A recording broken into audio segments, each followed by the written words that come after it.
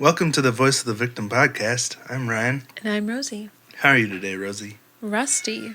Yeah? So is Zucchini. Zook says hi. Apparently. By the way, thank you for all the love on those cat pictures. Mm-hmm. And the pictures of us. Mm-hmm. It was very sweet over on Instagram. One listener specifically asked for a cat post. And I'm like, well. We're not about to turn that down. Alrighty. It's been a long time since we've recorded. Mm-hmm. Unfortunately so. And we're sorry about that. Yeah, I think last time we recorded, it was almost a month ago already. Since we recorded last? It was like February 25th, I think. Though we recorded with a couple, upcoming Yeah, we recorded ahead last time we recorded. We have a lot going on. Rosie's brother just moved out of our house, and we're getting ready to sell it. Mm-hmm. So, had a lot going on with that. And then, of course, allergy season is here, which means my brain is at about a quarter of the capacity as it usually is, which is already not much. So, I'm kind of, I've been working on low energy lately until the allergy meds actually start doing their job. So, that said, thank you guys for sticking with us, even though we have been kind of spotty in the past month. Mm-hmm. And are you ready to get started on this? Oh, I'm ready. Well, first, let's thank our new patron, Jenna. Thank you, Jenna. We really appreciate you and your kind words over on Patreon. Also, we have a review to share. So, Rosie, do you want to read that? Sure. It's titled Captivating. This is one of my favorite podcasts, and when I'm questioned at how I can listen to such horrible stories, this podcast is the one I turn on. I no longer need to explain that every story deserves to be heard, that without our talking about these uncomfortable topics, there will be no change. And my old go-to, if it's uncomfortable to hear it, imagine having to live it. I love your playful banter and your respect and love for each other, your kitties, your listeners, as well as the tragic stories of the victims. Thank you so much for being yourselves. Aw. That's from Sammy Neely of the USA. Thank you, Sammy. We appreciate that.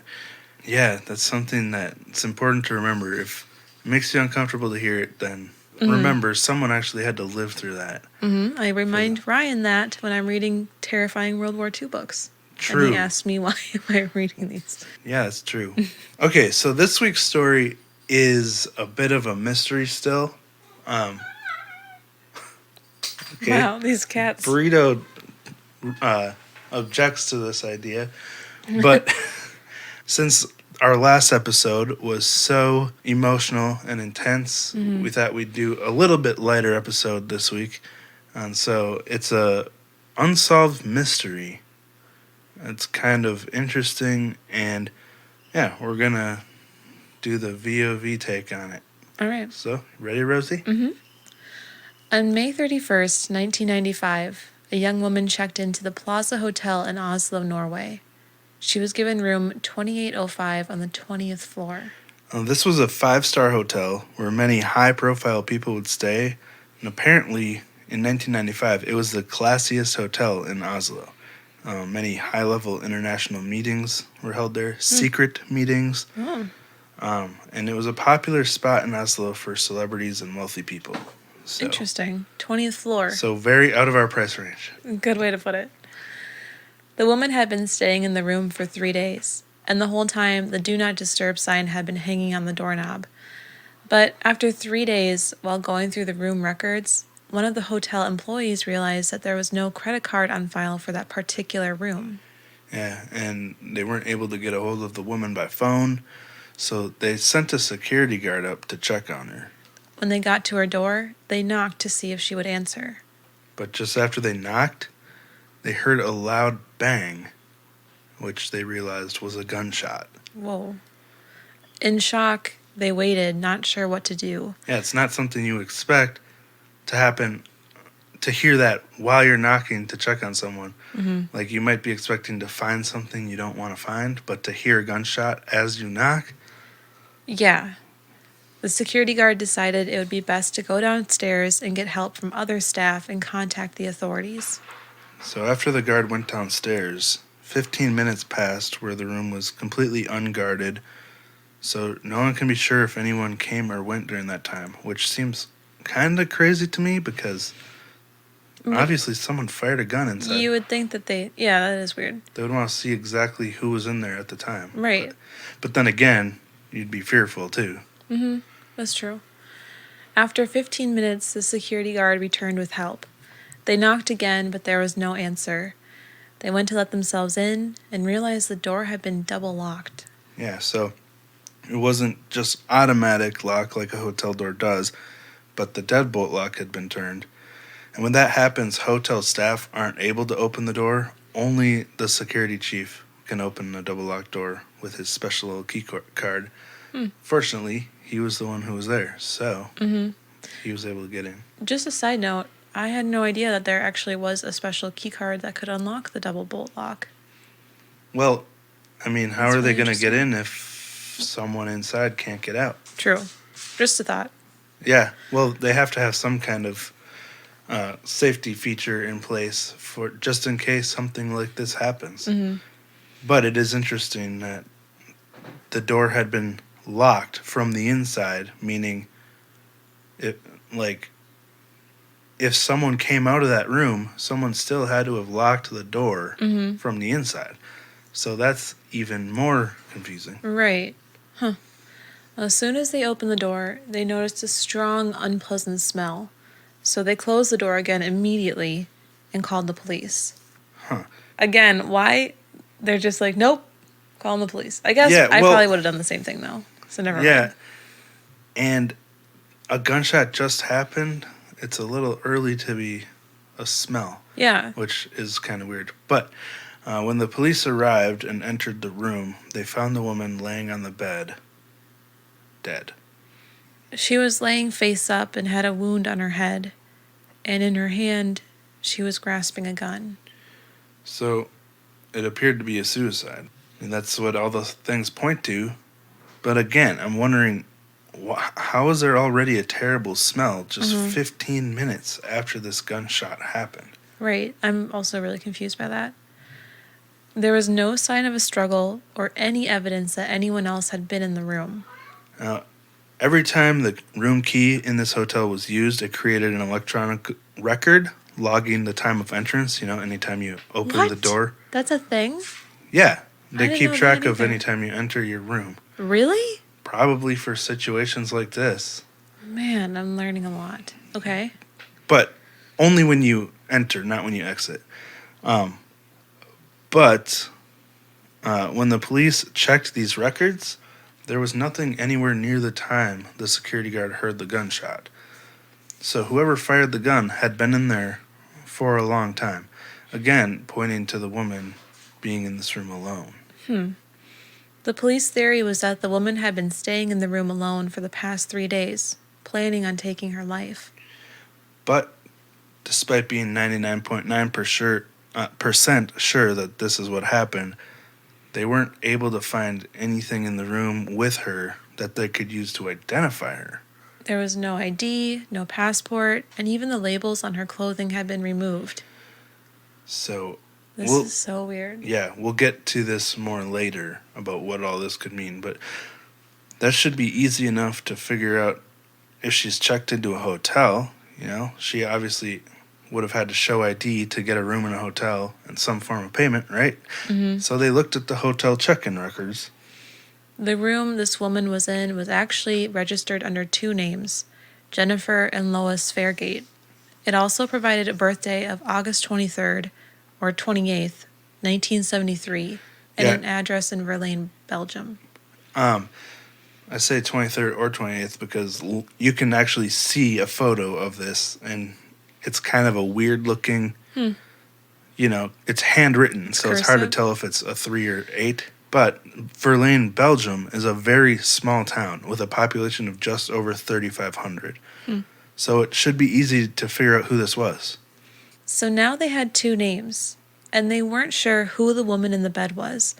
But the hotel staff did remember the woman who checked in calling a few days earlier to make the reservation and mentioning that her friend Lois was coming with her. One of the front desk staff also remembered that when the woman checked in, there was a man standing beside her. So this woman could either be Jennifer or Lois Fairgate. They weren't sure. Police tried to get in contact with her family to deliver the terrible news, but again, they discovered something shocking. Jennifer or Lois Fairgate from Verlaine, Belgium, didn't exist. So, what now? Another very odd thing was that she hadn't provided any form of payment or a valid ID while checking in. Yeah, and this is a violation of the hotel rules. Yeah. It was a very high-end hotel. They had very tight security to keep the building safe. So this is very strange. How the heck would they even get a room? You can't get a room unless you, like, put the, what is it?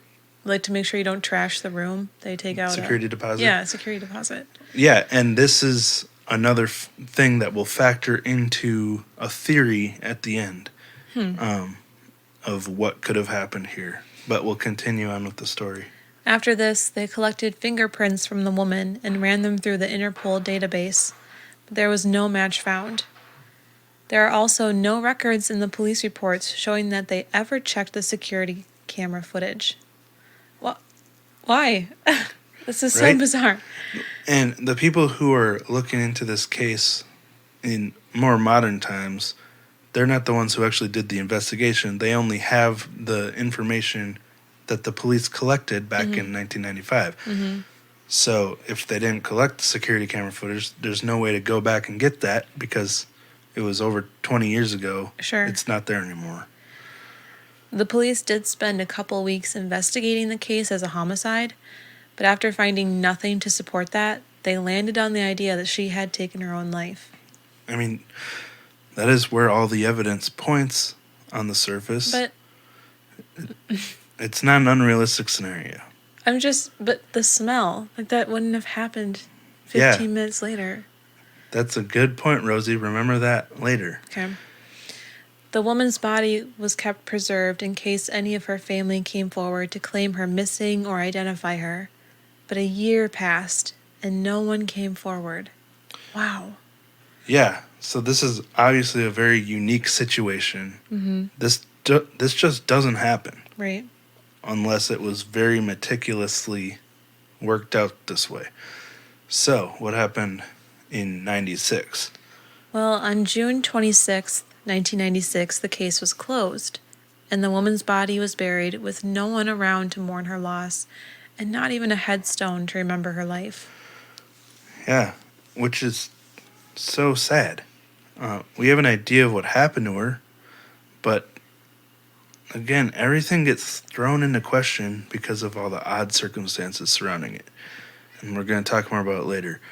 But just a refresher, they couldn't find any way to identify this woman, not even fingerprints, which is crazy. And also the hotel broke protocol in allowing her to check in without ID or payment. And apparently, this hotel did have security cameras, which would have answered so many questions, but somehow, if that footage was pulled, there's no record of it in evidence. I don't know how in-depth the homicide part of the investigation was, but you'd think they would have that. Right. But apparently they were very convinced it was just a suicide. Either way, again, it's been 26 years since the investigation, so it's way too late to get that footage now. But more details didn't quite line up with the suicide theory, besides just that stuff, which is already a lot. Yeah, I'm already like, how did this get ruled as a suicide? Anyway. How it got ruled as a suicide is because that's where so much evidence point. Like, how was the door locked from the inside? I know, but the smell is so, like, in your face, like, this doesn't make sense. That's a good point. But I'm just saying, the surface evidence that they found was like, how would the door be locked from the inside? And it had been such a long time since anyone entered the room. Whoever shot that gun had to have been in that room for a long time. And how did they get out and lock the door from the inside? A lot of things point to this being the woman, you know? But, okay, sorry for interrupting you. Let's get back to... Are you done mansplaining now? Joking. Okay. The woman was dressed as if she was about to go out for the night. She was wearing black high-heeled shoes and a fancy black button-up shirt. And there was also evidence that she had just taken a shower. So, one of the questions that came up is, why would she be all dressed up if she was planning to just take her own life? And I mean, you can look at that however you want to, but another interesting thing was the way they found the gun that she was holding. It was a semi-automatic Browning 9mm pistol. 9mm. Thank you. Worth over $1,000 today. So it was a very valuable and powerful gun, a lot more powerful than someone would need to do something like this. But it could have just been what was available to her. But you remember 9mm guns? When we went to the shooting range, remember how much kickback there was? Yeah. I was just thinking that. Like, so much kickback that my whole shoulder was like, pow! Yeah. Backwards. Well, it's a handgun. It's a pistol. Oh. So it wasn't buried in your shoulder. So, okay, I was thinking about the other gun. So, yeah, that one. But you had to use two hands. Yeah. I had to use two hands to shoot it.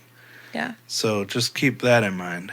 But another odd thing was a briefcase that was found in her room. Right. And inside that briefcase was 25 rounds of ammo. So again, why would she have brought that much ammo if she planned to just take her life? You know, she wouldn't need 25 rounds. But the details get even fuzzier here. Like we mentioned, 9mm pistol is very powerful. Even holding it with both hands to shoot, you still have to maintain a very firm grip to stop the kickback from making the gun fly out of your hand. But when she was found, not only was she holding the gun in just one hand, but she was holding it backwards. Her thumb was on the trigger and her fingers were around the back of the gun. No, that doesn't make any sense. So if she would have pulled that trigger like that, how would the gun still be in her hand? Right.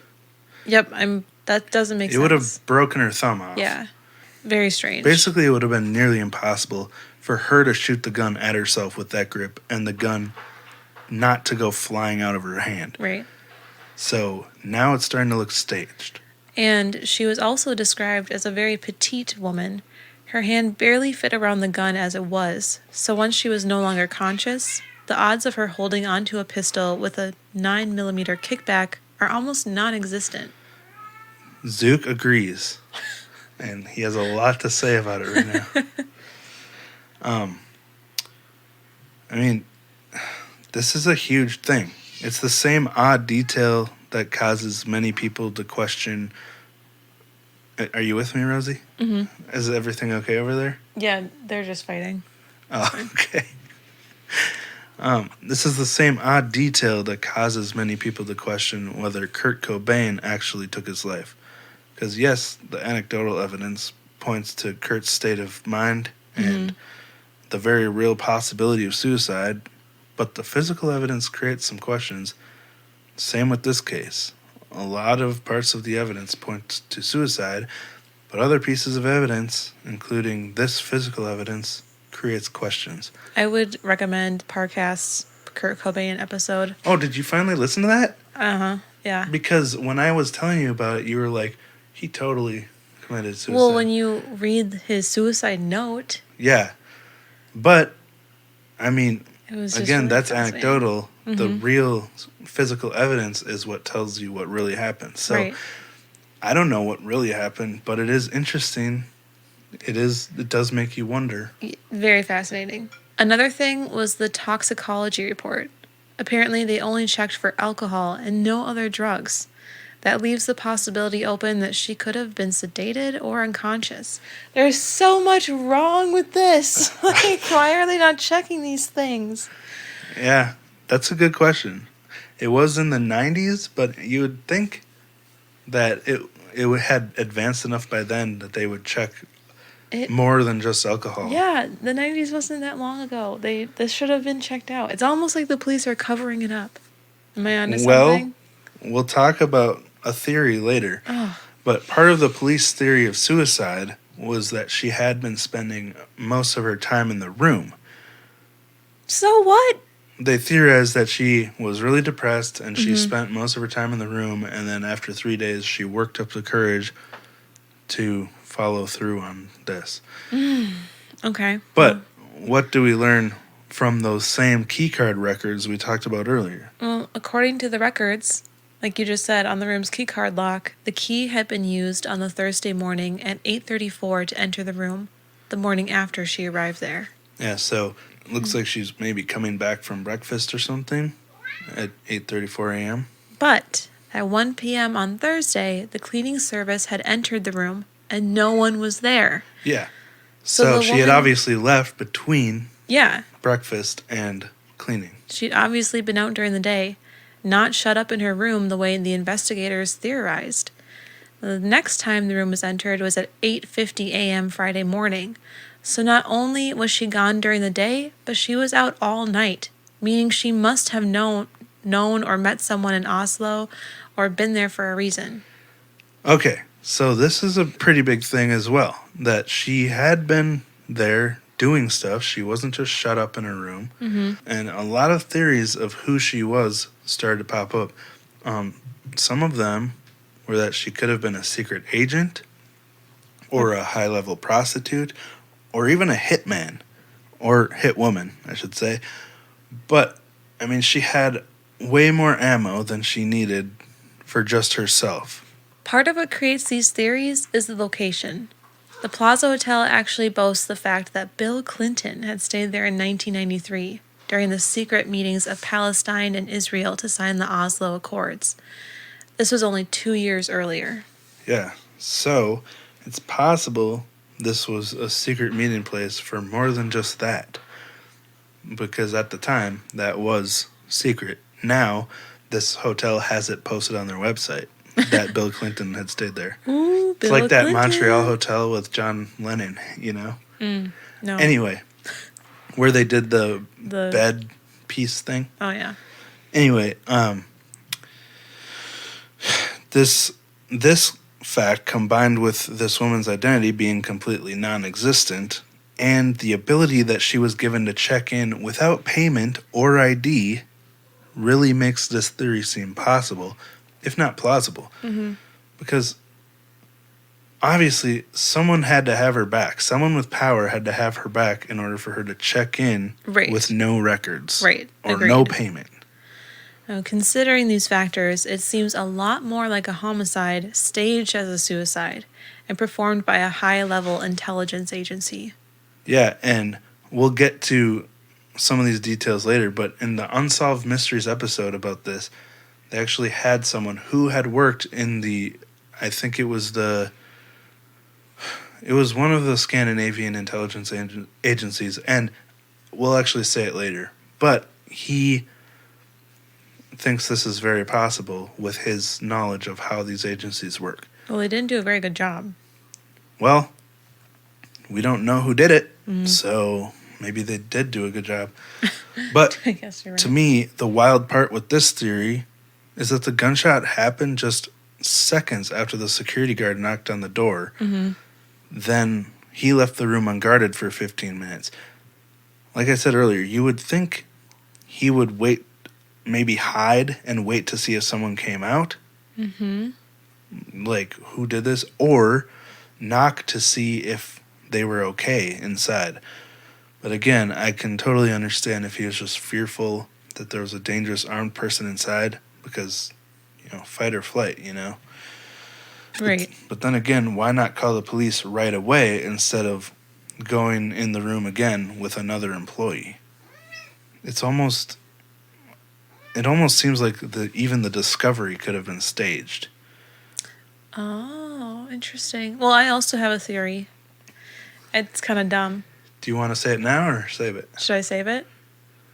I'll save it, just Okay. in case it's not dumb and it's actually brilliant. Yeah, there will be time for theories at the end Okay. because, again, this is unsolved. Okay. But on top of that, the smell. Again, why would it already smell after just 15 minutes? Mm-hmm. And again, this gunshot was just based on the word of this security guy.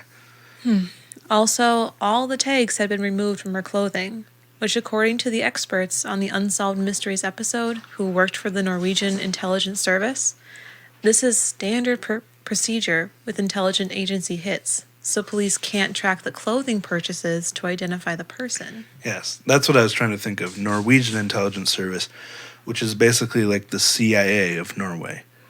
Very interesting. They said if they do need to take someone out, they will remove tags from clothing, which is what happened with this person.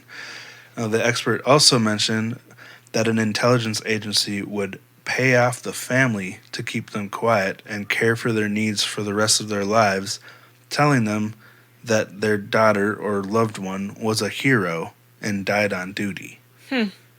So that's wild. What if they refused to keep quiet? Maybe that wasn't In this really case, an option. it doesn't seem like they did. Can you imagine, though, the fear you would have to live in if you betrayed a government agency? They'd probably do the same thing to you that they did to your daughter.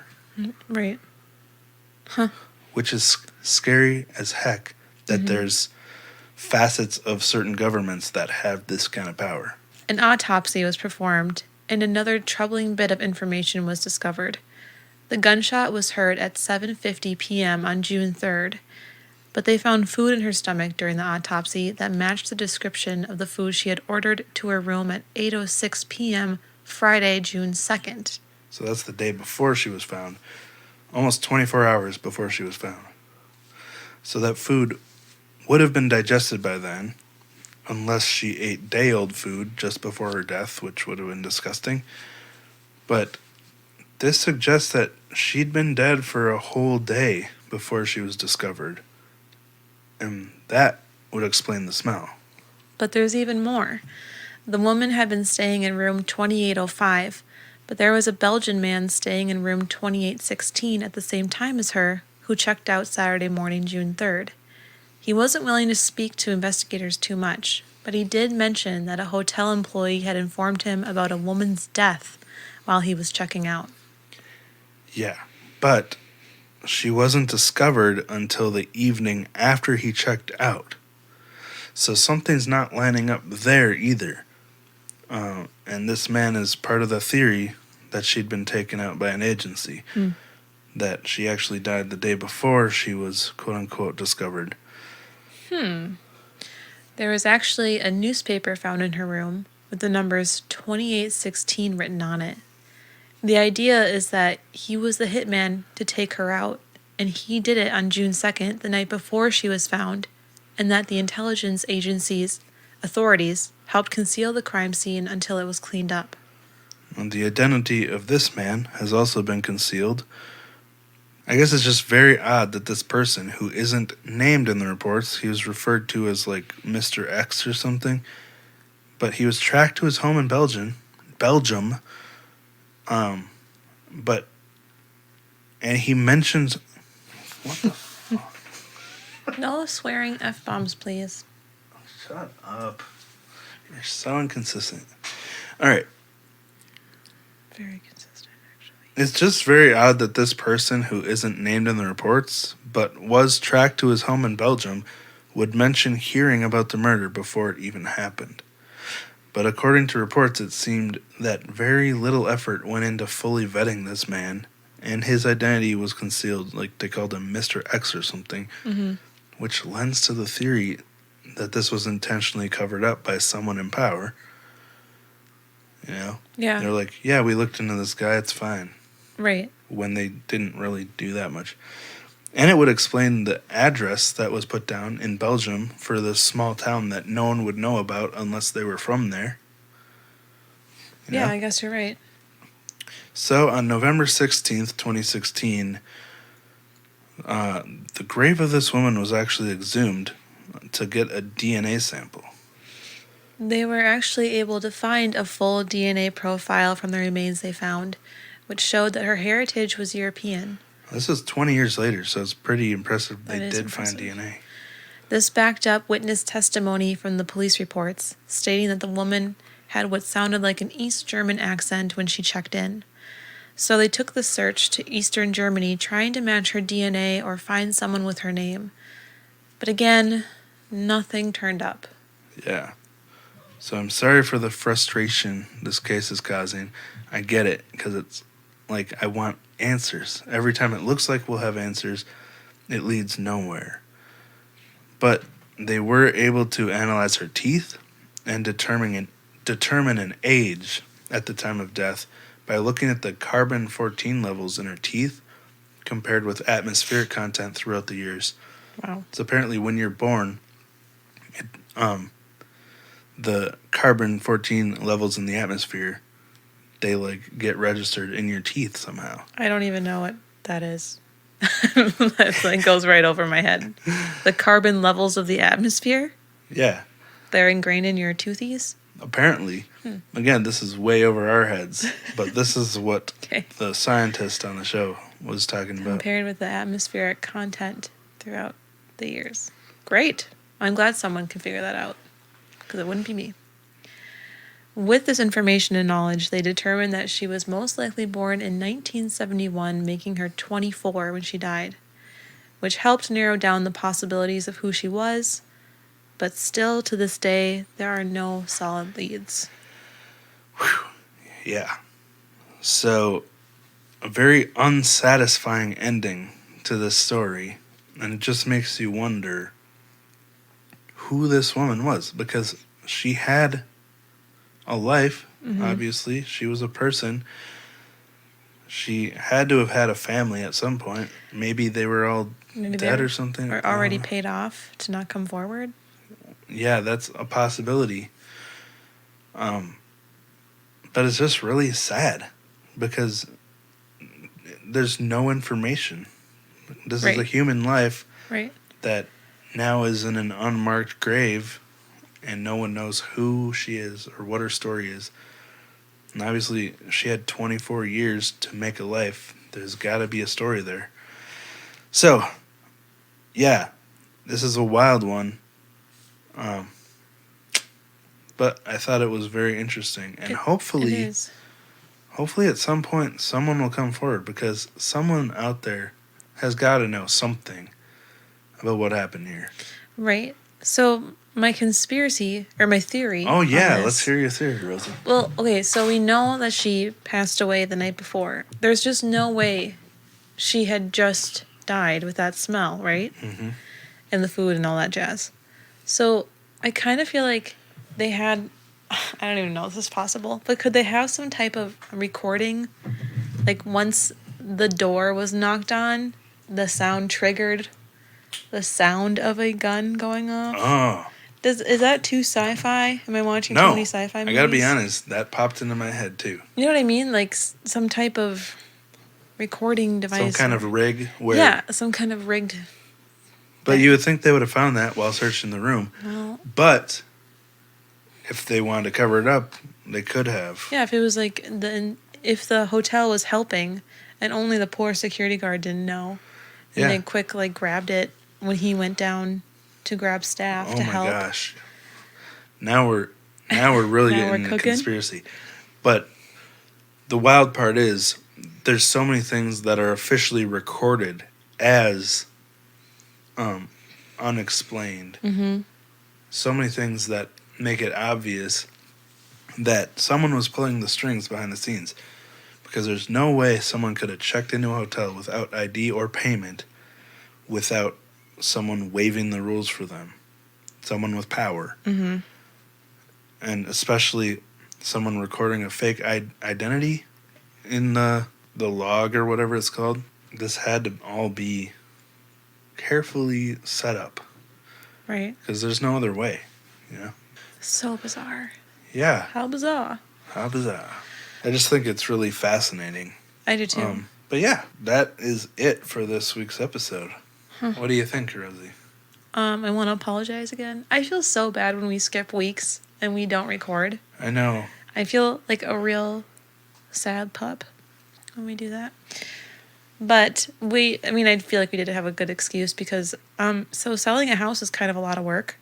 Yeah. And clearing it out and all that jazz. I wonder if anybody else is selling a house right now and can relate to us. I feel bad for people who are trying to buy a house because there's so little out there. Yeah, I agree with you. That said, I think we'll wrap it up. I hope everyone's doing well, staying healthy, both physically and mentally. Mm-hmm. Yeah, it's been a long year, and at the same time, it's gone by so fast. Mm-hmm. Like, how does that even work?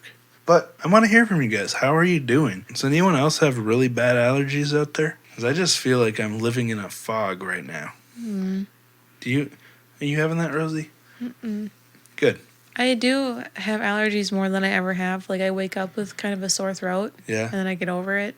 Well, yours kind of started, 2 years ago? Mm-hmm. I feel like they get worse every year. But they're nothing compared to yours. Like, it's not that bad. Yeah. I wonder if anyone else has had that experience where their allergies get worse every year. Because every spring it seems like they hit harder and harder. Mm-hmm. Could just because I'm getting older. I'm pretty sure I'm allergic to tomatoes, but that's my worst allergy. It's your favorite food? I know. Every time I eat salsa, I get just the worst sneeze attack. Yeah, 10 to 12 sneezes in a row. And it's not going to stop. Like, I'm not going to give up my favorite food, so. You should get an allergy test. No. All right. No, thanks. I don't want to know. I'm not going to make you. Do you have anything else to say, Rosie? Not really. I do plan on putting out some Patreon packages this week. Sweet. And I just hope we get more content on Patreon. We're trying to up our game on there. Last month we put up 2 premium Patreon episodes. Which is a big old deal. There will definitely be one coming by the end of this month. Yeah. Again, we've had a really busy few weeks with the house stuff. I would like to just do like a Patreon episode where I don't know. I like doing those question ones when people ask us questions and we just have a conversation. Oh. Those are so much fun to me. So like, oh, I'm glad you like talking. If patrons want to do that, I'm super game for it. I just like talking about nonsense. I do like recording episodes that I don't have to research and write an outline for, because it's a lot of work. So it's just an idea. Especially with allergies right now, it's so hard for me to focus on research. Mm-hmm. But hopefully in the next couple weeks, allergies will subside and my body will get used to it again. I think it might help if we lived in a warmer climate where it wasn't every year you get a break from everything you're allergic to. I do too. And then you come back to it. We're going to move to a warmer climate. That's Someday. why I gasped. That's the dream. That's the goal. It's a 5-year plan. Might help with productivity. Mm-hmm. Well, I think that's a wrap. I think that's a wrap. All right. Thanks again for listening. Thank you guys. Bye. Bye.